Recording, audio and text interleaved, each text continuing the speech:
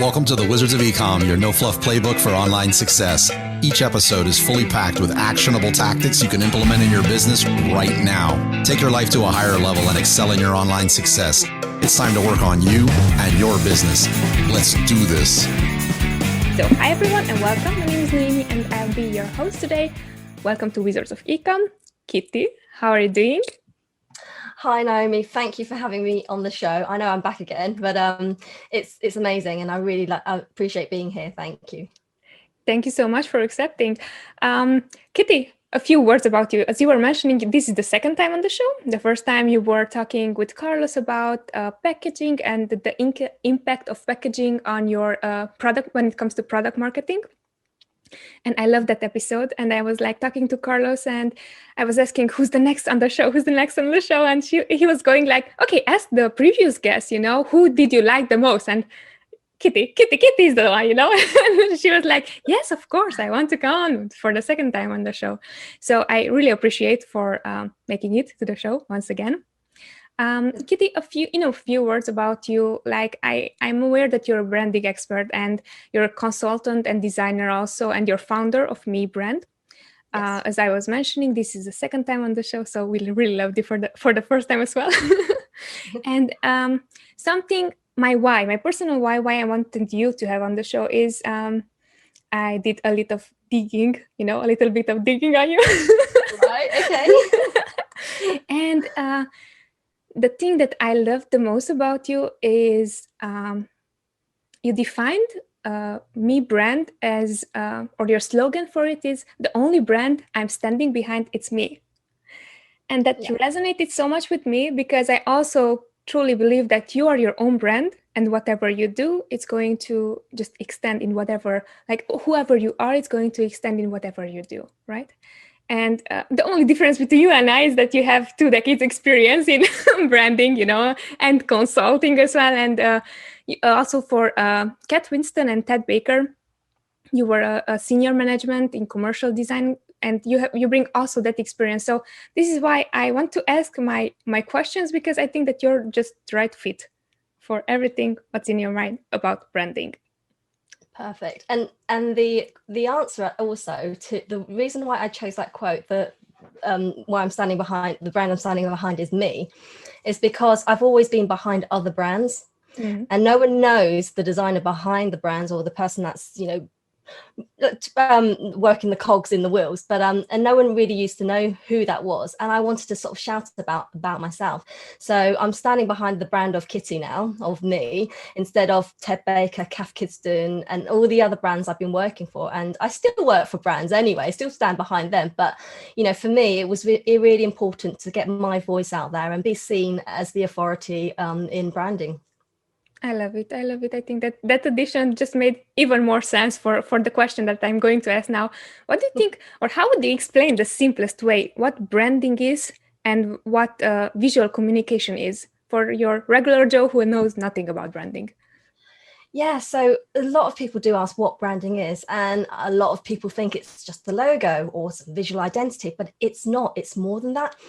Branding is like a collective impact, or the experiences you get from a product or a person, and it's not just about the logo or the visual aspects. It's about what you see and hear and experience from a brand. So it's all the things. So branding is made up from certain elements, visual being one of them. So you'll have the identity, the logo, the color schemes, the photographs, and all the other things behind that on the visual side of it. Then you've got the words. So your mission, your values, the copy you use on marketing, the tone of voice you use as well. As a brand or a business, you have a tone of voice, how you speak to your customers as well. So there's the word element of a branding. And then there's the intangibles. So what I mean about that is the culture, the feelings, the customer experience, and positioning and consistency as well. So all these elements are put in to create a brand. And so it's not just the logo. And a lot of people get that wrong. And it's just trying to educate them. And, we don't expect people to know. And that's why we have experts in the areas to tell people about it. Got it. Got it. I think you also like covered I was going to ask next, like a follow-up to what's the most common thing that people are taking it mistakenly that the brand is, and that's clearly the logo in this case. Is there like a second thing that they also think that it's like is the most important thing when it's not? Well, is there a most important thing that it's not? Well, I think it's really hard with branding. There's 3 different types of brands. You get the company and business brand, you get a product brand, and you get a personal brand as well. So there's different ways of branding those areas. When you talk about personal branding, it's all about yourself. It's about you, how you act, how you talk, how you look, how you present yourself, the impressions you make, and how you network, everything to create that brand. And that is the brand of you. So how I see it with products is very similar as well. Products, you might have to create a voice for it. So how you're speaking to your customers through that particular visual voice or whatever you decide to use. Music could be an element of a brand. Just think McDonald's, that tune, right? I'm loving it. So that is their brand voice, or their brand, the intangible part of the branding. And they've got the logo, the golden arches, and they've got their slogan, just loving it. I'm loving it, so there's so many elements that are put into it. And I've kind of digressed now. I've kind of gone on a tangent. No, it's perfect. It's perfect. Go on. I'll go full circle back to what your question was. So I don't really know. There isn't a wrong idea about what brand is. And I think it starts from something. So if people think it's a logo, that's where you start. And then you just have to educate them. What is it? And it's about the values and all the experience. For me, it's about the experience. And that's what I feel a branding should be about. So the experience stems from that. A brand is extended from an experience. That's what I mean. Got it. So, for example, let's talk Amazon, private label.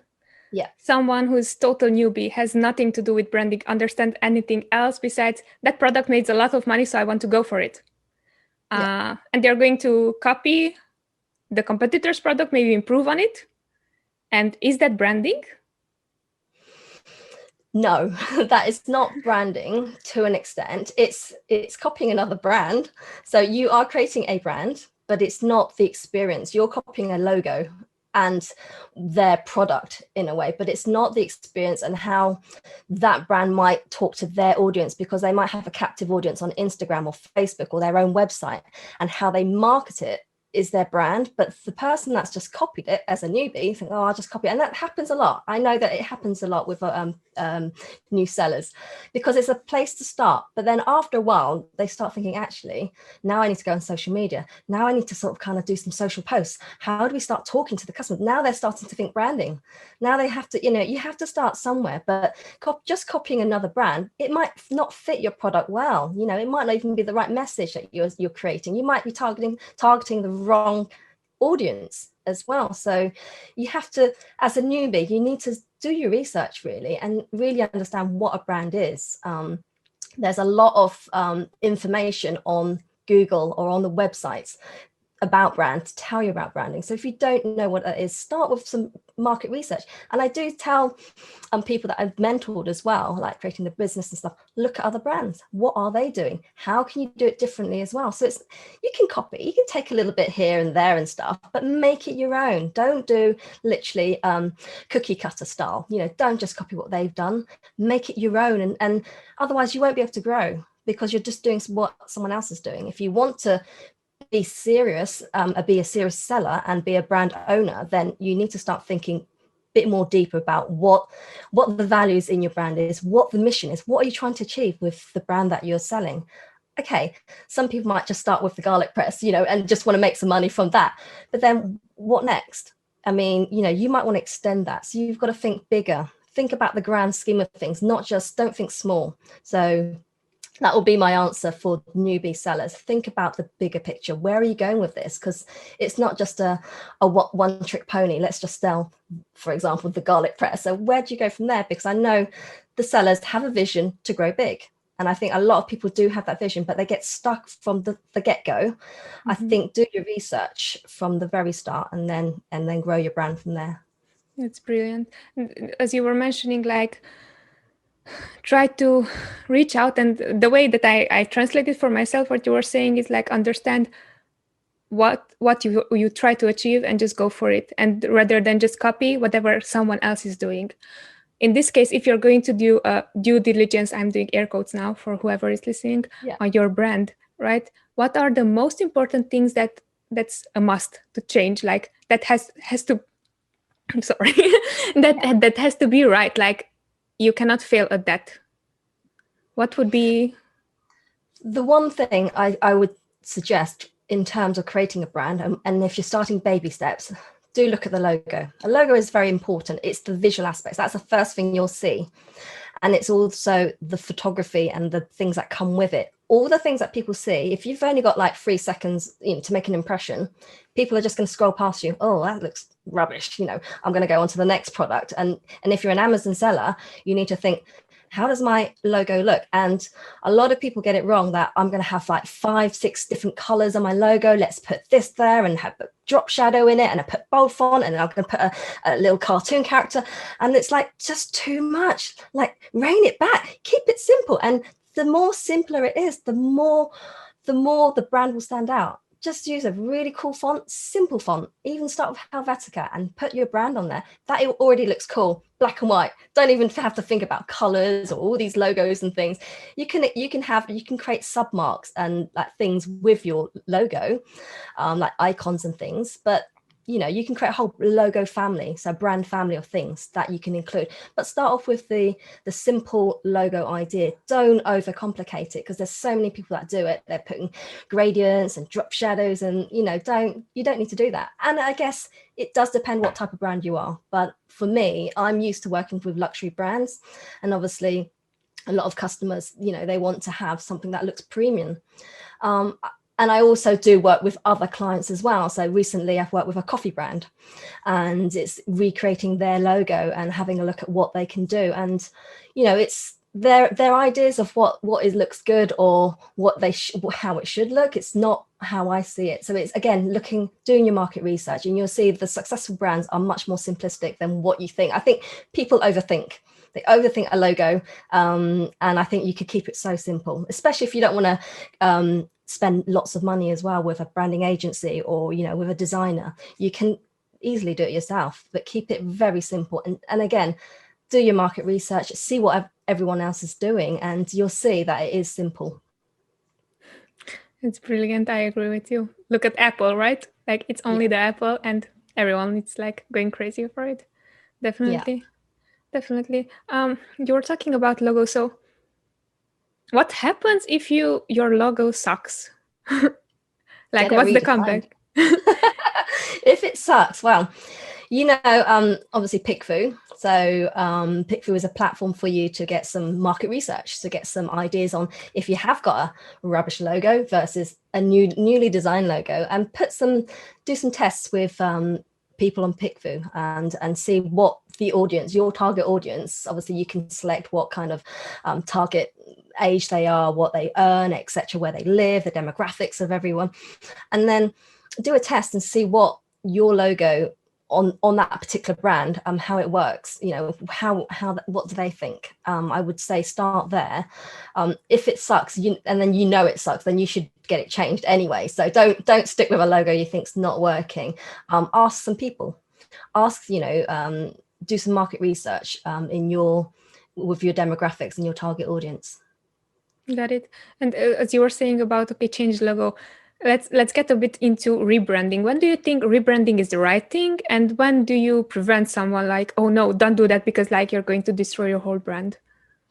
Yeah, so rebranding, not many companies rebrand very often, but if a product isn't selling and it's not aligned with your vision, and maybe it's changed or something, and your values have changed, and you need to have a look at that and change it. You can change it, but if you've got a successful brand already, why change it? Why would you want to change something that people have recognized for decades or years? Not decades, but for years. Why are you changing that format? Because all of a sudden you change it, it's like, oh, I'm so used to the other one. You have to explain to your customers why you're changing it as well. What is wrong with your logo? Sometimes it's generally a tweak. Maybe it's like a tint of the color, maybe it's just the font change slightly, or, or taking an element out of your logo. So the customers can still recognize your logo. If you've got a weird element to it that you think, that doesn't look quite right, you can make it more modern as well. But I wouldn't go as far as redesigning the whole thing unless it is real shambles and your logo's not, your branding's not working, your product's not selling, then maybe look at that. But if you're doing well already, then just do small changes. And if you do really feel like you have to go full hog, then tell your audience what we're doing, what you're doing. To tell them like the story behind why you're rebranding, and this is the reasons why. And if you've already got a captive audience, they'll understand. They think, okay, cool, we're just doing a refresh. This is how you are. And then you just drum it into everyone and maybe do a launch. This is how we're going to relaunch ourselves. Got it. So if in case that brings up two follow-up questions to whatever you're saying, like the first up, because you were saying like, if you're doing changes, do it gradually. So it's not so obvious. Right? The second one, if it's obvious, then let everyone know. Did I understand it correctly? Correct, yes. Okay, so for the first version, I'm asking this because also we, like, after you were on the show, so shameless plug there, I'm an avid listener of our own show. Maybe this is why I made this co-host. But I was listening to that show and I was listening about packaging, and our packaging was the PE bag or the OPP bag, And that's something that all our competitors had. And I didn't see that. Why do we need to change it, And I was thinking, hey, Kitty is saying this. She's an expert. There's a reason why she's saying this, And for the second product, we are going to bring a different version of it. And it's going to be like very, very changed in the sense that it looks like it's high-end product. It's not the same one anymore, And I was thinking, okay, like in that scenario, how would you target the audience, or how would you help your audience understand that the second product is like a premium product?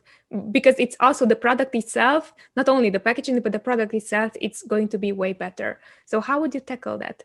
So is it the same brand still? Yes, it is. So let me get this right. You're using the same brand, but it's the same product, but in a more premium looking packaging and look and feel, or a more premium product. Correct. And also the material is more premium. So how would you go about that? Well, then you talk to your audience. Say, hey, we've done a revamp. We're bigger, we're better. Have a look at, check us out. Because this is what you want to promote, the benefits, the features of your product, and why. Why should they buy into your new premium product if they're already liking your old product? So give them a reason why they should be buying the Porsche rather than the Ford Escort or whatever it is. That. Tell them a reason why they're going to get that more premium product, and they'll understand. Got it. That's amazing advice. Thank you so much. And the second one, it was like doing something totally differently. Like in that scenario, I have a few friends. I just recently spoke to one of my friends, and she was saying, okay, I'm going to rebrand, and the rebrand didn't work. And she's like, okay, what to do next, because she was believing that rebranding actually is the answer when it wasn't. So in that scenario, how would you approach things? Or would you do a relaunch? Or let's say you're selling on Amazon, this product only on Amazon. What would the steps be there? Oh, well, if you've done a rebrand, you've put on all this time, but it's whether they did the research about rebranding and their why. Why have they rebranded? So that's the reason she needs to ask herself, why has it failed? Because if she's already got a customer, like I said, if you've got a loyal following already of customers or audience, and you just rebranded all of a sudden and didn't tell anyone why you're doing it, then that might be a failure. Also, it might be people just don't like whatever they've rebranded it as. So I'm assuming the rebranding was a logo. So again, if an audience is already used to your previous logo, your previous brand, and they like it, then there might not be a reason why you should be rebranding. And your customers just don't get it. The audience don't get it because you didn't tell them about it. And maybe you should have asked them, maybe you should have done some market research thinking, we're thinking of rebranding, what do you think? And then you'll get some response and feedback as well. And again, like I mentioned Pick Food before, that's a great way to get some feedback before you even spend all that money getting new packaging done or new branding or new website. So I would say rein it back and see, why are you rebranding? And if you did, you should have done a relaunch as well. So just get everyone excited about your new branding. And so, yeah, so basically do your research, get some feedback, and then obviously tell your customers why. They need to know why. And I think that's my answer to your question for your friend. Unfortunately, it's hard to hear and a lot of times people have spent millions on, or thousands of pounds on dollars in your case, for America, on rebranding. And there's a classic case of our Royal Mail. So Royal Mail is where we receive the post and stuff in the UK, and they changed it to Insignia. So they rebranded everything, they redesigned it. It's called Insignia. Every van and every post office will be that. No one got it. Why change Royal Mail? And it's gone back to Royal Mail with the crest and the red and the gold, because everyone knew that. And there was no reason to spend millions or however many pounds they spent on it. It was a failure. It didn't last. People didn't get it. Why are you changing something that we've known for centuries, decades anyway, very long time. But it's, people just are used to certain things. And like I said, small tweaks, if anything. Got it. That was actually a great addition. Do you think in that case, if they would warm up the audience, would it have been a better effect on like going from one name to a totally different one? To going from one brand to different, or one look, the feel and look and feel to another, you do need to tell your audience, because it might confuse them. Oh, I'm so used to seeing them in this style, and then they've gone that. So you need to tell them, we've revamped, we're refreshed, this is us, this is the new look, we've done a makeover, tell them about it. So yeah. Got it. You were talking previously about a tone of voice, and I agree with it. Like the small hooks, the I'm loving it, and the arches, everyone recognizes because it's the same thing. I think McDonald's the only major brand, if I recall correctly, who never changed anything. Like the look, it's everything the same. The arches is the same. Everything is the same. And I remember I was reading up also about the power of visuals, and it was Burger King, right? The competition, and they changed so many times, and it's like, people don't get it anymore because you're not, it's like you're in so many places, so they don't know where to put you. So in this scenario, it makes total sense what you were saying. And it's being confident about your brand. So Burger King changing over. And recently I saw something on LinkedIn with Burger King. They had the BK with the two buns and the BK, but I recognized it because of the colors. I did still recognize it was their brand, but you just think, why do they need to change it? They don't need to. But the thing is, when you create your brand, you need to be confident about it as well, like what you create and what you do. And if you're not confident and you're not happy with what you've done, then you need to really seriously take a look at it and get it right. To follow up there, as you were saying, the same color. So what's the importance of color, or how can you better communicate with your colors that you're using? Who are you and what are you about? Yeah, so on the last show with Carlos, we touched upon color as well, and color evokes emotions in people. Mm-hmm. So people are quite familiar seeing certain colors associated to certain things. So, for example, eco-friendly products. What's the first color that comes to mind? Green. Yeah, exactly, green. Then the second color? Maybe brown. Yeah, exactly. So people associate that already, colors to certain things. And you need to think about, when you do create your product or your brand. So there is product, then there's the branding for the logo and stuff. The color for the logo is also important, but you can change that subtly. You can have secondary colors actually on a logo, but it really depends on what that brand wants and how they want to sort of change and how they want to use that logo. So you can have obviously a black and white version always. You should always have a black and white version in the times that you can't use colors on certain articles or whatever you decide to do. But the color is important. And it's really depending on what type of company or business you are as well, or brand. all product. I keep saying all these things, they're all interlinked. And if you're a really fun brand, you're not going to go for black or grey because you're not that fun. If you're that, you might want to use the more vibrance, the yellows, the reds and the purples, a bit more creative with the purples and the yellow, and it really depends on what brands. Like we just mentioned, green and brown are the first things that come to mind when you're an eco kind of friendly product. So you need to think, what is the trend? What are people actually familiar of looking at as well? And I do say you can sort of break the mold as well. You can go a bit brave and change it up as well. And it's being vocal about your brand, vocal about the logo, how you've done it. And it's, again, giving your reasons why. And I think when you tell people the reasons why, there's no reason why people won't get it. So, I think, you cover all bases, but there is like color psychology to why people choose certain colors. So I would stick to those palettes as much as possible, really. Got it.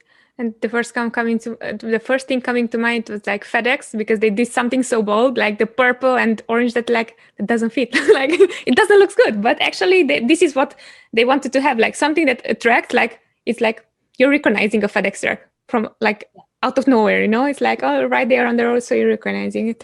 So yeah, totally. Yeah. Absolutely. And they're a brand that it's just a postal kind of courier service. So it's like there's nothing creative or anything about it, but it's about standing out is one thing. So that's why they've used the colors. And again, also there is some psychology with the colors as well. So they've used those to obviously appeal to their audience as well. Got it. We were touching about voice of customer or not voice of customer. I'm thinking Amazon brain right now. Tone of voice. Yeah. Tone of voice. There you go. And as I was saying, total newbie starting or maybe has some experience. But how can you, like, maybe you don't understand all these things. How can you explain to someone that it's a super important thing? And if you're getting that wrong, it doesn't matter how well you're marketing the product because people still won't come to you. So how would you go about it? Like explaining someone why is that important? So I would explain to someone as like, why do you buy a particular brand? How are they talking to you? What are the feelings that you have when this particular brand speaks to you? Because that's the feelings you want to invoke into your customers on the Amazon platform. As a seller, you need to think about, how are you reaching out to your customers? And it's, again, that tone of voice you use is, you need to think about what type of product or brand you are. Are you a friendly brand saying, hey, how's it going? Or are you serious? Hello, how do you do? So what kind of tone are you going to use with your customers? And there's so many different types. There's the informative type of voice, you're telling them all this, all that, and is it the energetic kind of brand as well? So you have to think about all these things, because if you're not talking to your customers in a particular voice, they're going to get bored and it won't be consistent. If you set a tone of voice, it's consistent. And if you hire a copywriter or a social marketeer to do your marketing on your websites, if you're not talking the same, the customers won't get it. It won't be aligned. It won't be consistent. So you need to have that consistency on the message and the tone you use to your customers. So you need to think about who you're talking to, how are you going to talk to them, and how you're going to capture their imagination and their attention. Got it. And it's funny that you're saying that, because, for example, when we started selling on Amazon, it was like, you're listening to everyone else and they're like, yes, you have to be serious, you have to be very formal. But we are in the pet niche and it's about cats, and I know I am part of the audience, I know that people who own cats, not as you can own a cat, but who have cats, they are not speaking like that. So I changed it from this very formal to very hi, and this is my name, and this is my cat's name, and hi, and this is we are, like very, very friendly. Like your neighbor. That's exactly. And the way you can do that is setting a customer avatar. Who are they? Is it a he? Is it a she? How old are they? What are their interests? And you're right, with your pet brand, you'd have to talk like a pet owner to those same people. You can't be talking like, oh, I'm working in a corporate office all of a sudden to these pet owners, because that's not going to work. So you're absolutely right to change that. Got it. Kitty, what question should I have asked you that I didn't ask until now? There's so many questions. Yeah. What I had for breakfast? No. Yes, of course. Why not?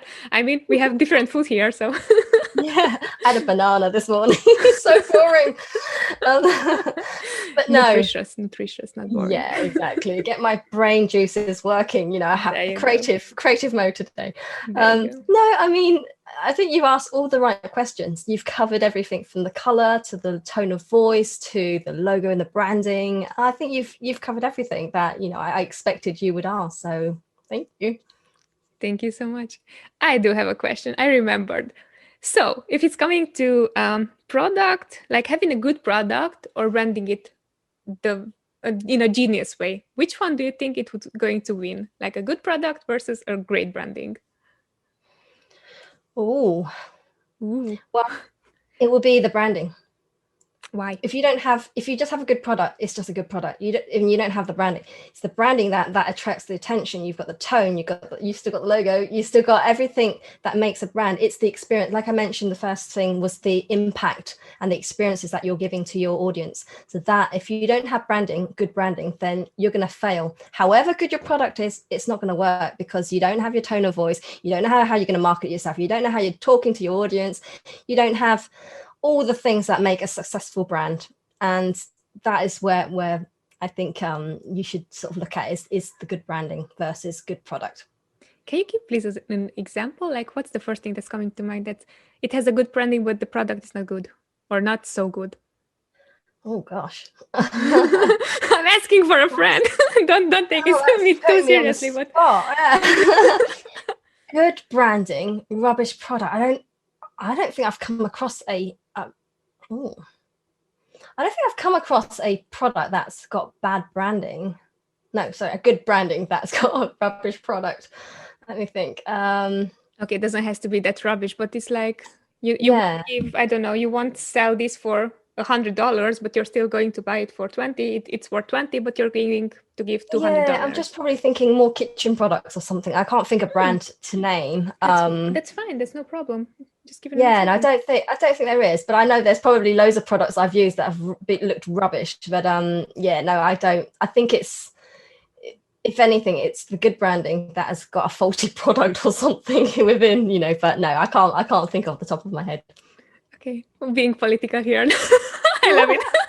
It'll come to my head when I leave in a second. It's like, oh yeah, I should have said that. So yeah, it's fine. We can go for the second recording as well. No worries. But yeah, that's I agree with that. I actually think the reason why I asked you, because most of the time I think it's branding is what you sell, right? Or the way how I see it. Like branding is selling yourself to someone who doesn't know you yet, but might have an interest in you. And at that point, it's like you can also ask as much as you want for your product. If someone is going to believe you, that's your end price, because that's how you are valued in the eyes of your customer. And you've hit the nail on the head, actually. It's the trust. The branding is the trust to your customers and the promise that you're going to give them. So yeah, if you don't have the promise and the trust from the customers, it doesn't matter how good your product is. You don't have that, then it's going to fail. So how much further would you go in order to gain that trust, or to not only gain, but also to nourish that trust? Well, gaining trust can come in various ways. Firstly, obviously have a good branding ethos. So the values, the missions, what you stand for, and obviously having reviews and testimonials do help to build more trust. If you're a completely new brand, and launching a new product, then you have to build something. So having a good image already, the professional image you have with the photography, how you speak to your customers, you have to have all those elements in your branding before you can even talk to your customers. But I think you need to have that before you launch your product. And I think a lot of people have to work backwards. A lot of people have launched products and they have to work backwards. Oh, now I'm going to look at the photography because the iPhone just wasn't good enough. So you're going to have to put professional, because you've made a bit of money now. And I don't expect everyone to have lots of money or a big budget to do professional photo shoots and stuff. And you can still get good quality shots from your iPhone. But it really depends how creative you are and if you've got the eye for the detail as well. But I think building the trust, it has to come from somewhere, and looking professional enough. it starts to build the trust. If your logo looks rubbish, if your photography looks rubbish, people aren't going to trust your product, even if it is good product. Think, oh, actually, they don't look like a serious brand, And so you need to start somewhere and go back to unpick the pieces really, and start from scratch. I'm sorry, but you'll have to start from somewhere. No, I totally agree with you. And I also think that, okay, if you don't know what's not working, let's just like dial back as much as possible, and see what's working, because at the end, like, it doesn't matter how much change or how many changes are you going to make if you didn't fix like that single point that was the biggest, like mistake or biggest like thing that actually brought you all those customers, the additional customers. And also to add on to that as well, it's as the Amazon owner or the business seller or whatever, would you buy your own product? Do you trust yourself? If you saw that as a listing or wherever it is, would you trust that product? And you got to take yourself out of that scenario and think, oh, actually, no, probably no. The logo looks not great, or I mean, it's not necessarily the logo. The photography might look horrible, or the way they're speaking. I don't like that tone of voice. It doesn't resonate with me. So you need to think yourself, will you buy your own product? And that's a really good question to ask yourself as a seller. I love that you asked that. I think the most of the time the problem is like, I see two type of people. Like the first one are like not very, they are open-minded and they would like have someone consulting like as you, like, okay, what to do, what to improve, because I know that I am not a pro and I don't know what to do. The second type though is like, I'm like, no, I can do this. I have it, like, I don't care about you. And exactly as you were saying, they wouldn't, the first answer for would you buy your product would be, yes, of course, it's great, when the product is not so good. So you totally get that. Yeah. And it's bad because obviously I see a lot of sellers that have created their products and it's just like, oh, no, it doesn't look great, and they're like, yeah, it's great, this is what we've made and stuff. And you see online a lot, and anyway, it's just everyone has their own opinions. Everyone thinks they're a designer. Everyone thinks they can do their own photography and stuff. I mean, I pay for people to do my photography. I do obviously some of myself, but I need to make it look professional. The design, obviously, I can do myself. Packaging, again, I could do myself. And I know what works as well. But if you're thinking of doing it all yourself, then that's not a business, really. You're just creating something that you're going to sell, and you might make some money, you might not. But again, some people have done it successfully. I'm not saying that they don't, but a lot of people fail in that sense, that let's sell on Amazon or eBay or whatever, on Shopify, and they get it so wrong. And that's where a lot of people get disheartened for being business owners and think, oh, it doesn't work. And you got to think about the branding, the message, and the product. It might be a great product, but then you're doing something wrong. And I think you need to start thinking bigger picture. The brands I've worked for, I have teams. I have team of designers. There's the marketing team, there's a PR team, there's a copywriter, there's photographers, so you don't do it all by yourself. Creating a brand is like different people with different skills. I'm not everything. I hire copywriters to do my copy. I can write pretty well, but my own social media posts I do myself, but I still hire copywriters to do things for me as well when I think actually I need them to help me with this. And I think a lot of people are too tight, or they don't have the budget, and that's where they fail, because it's like, well, you're not treating it as a business, and you've got to think, make that profit back, and then you've paid for that copywriter, you make that, you make some more profit on sales and profit, you've paid for that photographer, and you've got to think bigger picture as well. So anyway, it's been going on and on. That's great. Just go on, because I totally agree with what you're saying. For example, for me, it's like sometimes I do have that what you just described. The problem is like I'm very creative and I know exactly what I want, and sometimes it's like hard to explain someone else what I want because they won't get it, and it's like it's more time consuming. So sometimes I'm going to do all those stuff, right? Because okay, I'm still at the beginning. I have one product, maybe two products, so at this point it's easy. But when you're scaling, it's like I'm not sure how to like deal with all those stuff you were mentioning. When you're scaling, you need to invest, and investing in your own business, you'll get that back. if you're confident in your product and your business, you need to invest in order to scale. You can't do everything yourself. You might, you want to free yourself up looking for the next product and doing other things, sourcing other, other sort of avenues of things. But I think, I obviously I'm very passionate about building brands and creating brands. And, a lot of clients that I've had recently is like, oh, I give them some ideas and talk about, building brands as well. And they're like, oh, okay, didn't think of that. Oh, that's great. I'll just jot that down. Or I give them the designs and stuff. Wow, didn't think of that actually. And, when you're not a designer, you don't know the other possibilities of what could look good. And even as it's simple and, it's just having that professional advice as well, and knowing how to create a professional brand and how it make it look. And I think everyone needs to sort of take a step back, because I see a lot of people who think they're designers, and I'm like shaking my head. I'll do a logo for $10 or whatever it is. And it's like, I'm like, oh no, and that's not a brand. People are thinking, oh, who can do my branding for $100 or something? And it's like, no. What's the right price then, dear? Because you brought up a really good question. It really depends. And I'm not mocking some designers that charge less, because there are good designers. And it's hard because I'm a qualified trained designer. I did that at university. I did 3 years of being, in that zone, in that world. And I've worked in this industry for a very long time. So my prices would be much higher than someone on Fiverr.com.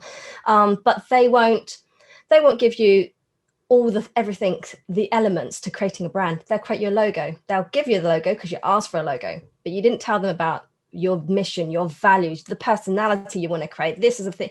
And the designer will just give you what you ask for them. And they're not thinking of how it's going to look on the product necessarily. They might, but they won't create it as a brand as such. Obviously there's people charge different things, and I can't really answer that, because I charge a particular premium rate, and a lot of people, it gets turned off because it's like, oh no, but then I deliver what I say and then some. And I don't just give you a logo or the brand guidelines or the logo family and stuff. It's more than that, because obviously I have my own businesses, and it's about building the brand and making it more visible and how you talk to your customers. So it's bringing the brand to market, and I know all the elements of that. So it's not just the design side of things. And I think again, we're going back full circle. It's about the branding. It's the experience that you give to your customers. Totally. And as you were saying, it's like, okay, you get what you're paying for. You paid for a logo, like for a $10 logo, you got a $10 logo, you pay for a full brand experience to really understand what's all about. That's the price for it, So I totally agree. Yeah. And it's quite nice actually, because I had a recent client, and I was a bit over their budget or just on budget. And then I gave them my designs and stuff. Wow, you're definitely worth what we paid for. Like, obviously they had, they knew actually they're getting quality work from me.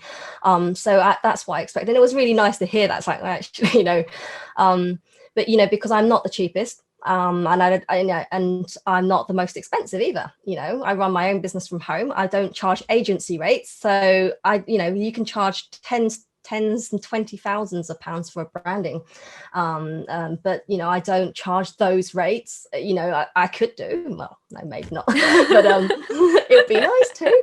Nice too. But yeah, but so I'm much, but even though I have that knowledge from industry, I don't have to charge that because I work from home, and I love what I do as well. So, and it's about, for me, it's building relationships with people that I know as well, and I know some of my clients will come back to me for further work. Yeah, definitely. And I totally agree with you. And at the end, it's like, it depends if you want to, it depends on you, what you want, what type of clients you want. If you want to have the quick, then that's what you got. If you want to really give yourself, because you're giving yourself, and it's like, not only 10 minutes of my work, I'm just giving everything what I learned, as you were saying, studies, university, whatever. Like, that's totally, definitely. To be very respectful of your time, because I'm just going to ask questions all over again. Here are some quick fire questions. Okay. If you're ready for it. All right. All right. If it wasn't like too hard until now, it's going to be harder. Oh my goodness. Making joke. No worries. Like, you were brilliant, and you were brilliant. So no worries for that. So the first thing, branding wise, what's the best under $50 purchase you made that help you with your branding? Oh, that helped me with my branding. Mm-hmm. Under $50. Mm-hmm. Or under £50 in My your own case. services. There you go. I love it. Actually, I probably one of my copywriters. I just got them to write some biography descriptions for me, and I think they didn't charge me that much. So I think that would probably be one of the values I got for like building my brand. Mm-hmm. Awesome. Yeah. And that's also something that you would recommend someone. That's the first thing that you would think of, like under $50. That's the go-to, right? Copywriting. Yeah. One of the elements of it. There's different things, because obviously with branding, I do it all myself. So it's like, it's hard. That's a tricky question. But probably with photographers. The next one will be photographers, getting branding photography and stuff done. And I've had some photography offered for free as well for some of my products when I first launched my other products. So that's under $50, not even $1. So there you go. So we have two things. I was asking for two things also, copywriting and photography. Brilliant. Yeah. What are your top favorite books? Like 3 books that you are the go-to books that you adore? Okay, so one of my favorite books is Key Person of Influence by Daniel Priestley, which is, I've got it right in front of me. So the Key Person of Influence. And awesome. That's really great for building yourself, your personal branding in your industry. So he has a 5-step strategy of doing that. And it's really great with like the marketing side of things. It's pitching your voice. Actually, let me just highlight it. Hold on. So I love it's it. like doing a pitch. I highlighted it with. I love it. Yeah, I can't remember off my top of my head. So much goes in my head, and it's like, so it's like you need a perfect pitch, and then you've got to publish your ideas, and then it's about productizing the value that you have, and then raising your profile, and then there's partnerships as well. So that's really key things of building your personal brand, and that's what I'm doing as well, building my personal brand in the last year, and I'm doing everything that he's saying in the book, and just really sort of keeping everything consistent. The second book I mentioned to Carlos actually last time, and it's one of my favorites, is Building a Story Brand by Donald Miller. So that is a really, really good book that I just praise and tell people, like, you should read it. It's really great. And that's using a seven-step method, a story brand method, to building your brand as well in the marketing arena. So I think that's really good. And then the third book that I really actually enjoyed as well is actually from the same author, Daniel Priestley again, called Oversubscribed. So that book is about making people want your services, that they'll pay top money for it. You have to be so scarce at what you do. So basically it's the scarcity, but being able to price yourself at a particular level, and then you basically, people, instead of finding 10 clients, you just need 2 clients to cover the cash flow for like the month and stuff. But it's talking about being oversubscribed. So you basically, people want your services, but there's a particular way and strategy he uses in the book, and I think that's a really good one, and especially if you're talking about products or any services that you have in business. I think that's a good book to read as well. Awesome, amazing, thank you. Just gave me awesome homework, so I love it. Yeah. go and read all of this because I haven't. So, Kitty, what's the best way people can get a hold of you, say hi, or just learn more about your services? Yeah, so I have several businesses anyway, but my main one is rebrand. So you can find me on LinkedIn, just as Kitty Lai, or Instagram, kittylai.brand, or my rebrand services would be me.brandingyou on Instagram, and that will feed through to my websites and messaging and stuff. So you can find me there as well. I'm also on Facebook, but yes, you are.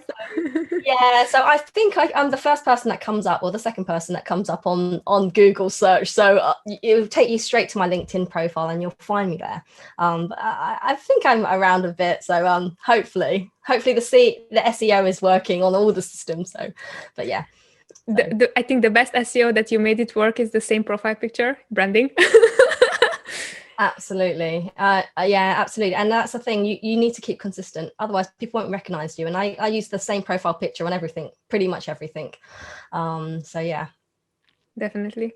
Kitty, thank you 1,000 times for your time. It was amazing. And I hope that all my questions just helped our listeners as well. For me also, it was super, super interesting to learn from a pro, because you're reading, it's different when you're reading stuff and when you're learning for someone who's been doing this for decades. So thank you so much for your time and for sharing your experience. You're very welcome. Thank you so much for having me on the show, and it's so lovely to meet you finally as well. And and it's really great, and I hope I can come back again. Yeah, of course. At some point. We don't have to talk about branding, we can talk about other things. Breakfast. Yeah, breakfast, shoes, handbags. I'm open. I'm a girl, I'm open for all those. Yeah. So thank you once again. And goodbye to our listener. Thank you so much for listening. We're back next week, still on Wednesday. This is going to be Wizard Wednesday. I'm going to brand it to Wizard Wednesday. Let's see how it sticks. That branding as well. Okay, well, thank you so much and see you next time. I'll be back. Bye. It was fun sharing this episode with you. If you found value in what you've heard, please show your love with a subscribe, rate, and review of the show. Until next time.